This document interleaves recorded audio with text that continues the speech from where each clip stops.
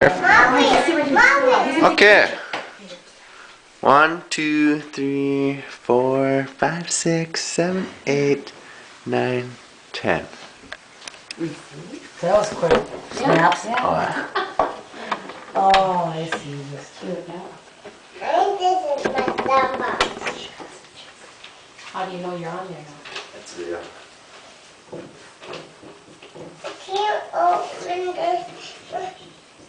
Have you ever been practicing or an orchestra and made a note so far out of tune you had to cringe?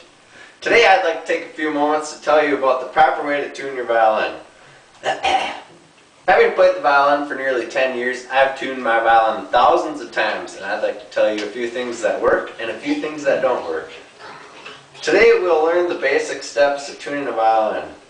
First we'll look at the two areas that you can tune your violin, and then we'll discuss why it's important to always tune coming up, and finally we'll discuss tuning using perfect fifths. If we look at the violin, we'll see that you can adjust it in two spots, either up here or down here. According to musicbasics.com, you should use the tuning pegs if the string is at least a half a step out of tune or more, or else you should use the fine tuner down here by the tail piece if it's less than a half a step out of tune.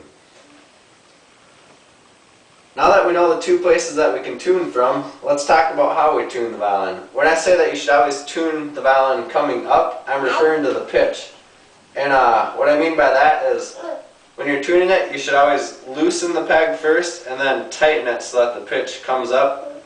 Because what this does is it puts more tension up here in the peg box than it does over here above the fingerboard. And that way when you're playing, it'll stay in tune longer, versus if you do it the other way and you loosen this to come down to the right pitch that you want, then there will be slack up here in the peg box and it'll be tight here. And as soon as you start playing the string, it kind of pulls a little bit as it's vibrating, and it'll pull that slack up and it'll go flat right away. Since we now know where to tune and why it's important to always tune coming up, let's talk about the actual tuning procedure as far as tuning with perfect fifths. Violin strings are perfect fifths apart, and what that means is that it's basically just 5 notes in between or whatever. And so what you want to do, according to childrensmusicworkshop.com, there's no right or wrong way as far as where to start tuning the violin, but it's most common to start with the A string, and you want to get that one perfectly in tune by using either a tuner or else a piano or another violin or anything that makes a 440A. That's what's commonly used. And then once you have that perfectly in tune, just how we discussed, by coming like from below and tuning up to it, then you play the D string and the A string simultaneously, and you tune the D and you listen to the perfect fifth. You'll be able to hear it because when they're out of tune, there's dissonance and it sounds like something's not right, but as soon as it's a perfect fifth, they sound like one string.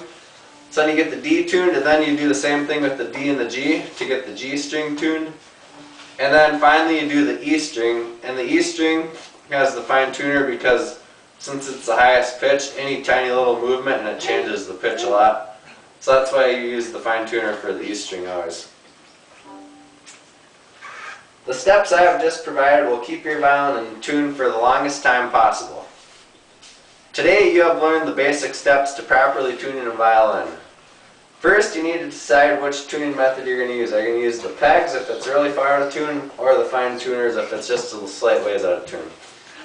Then you need to always remember to tune up instead of tune down.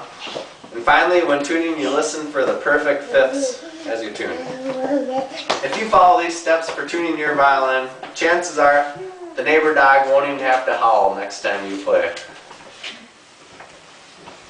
Oh, it's supposed to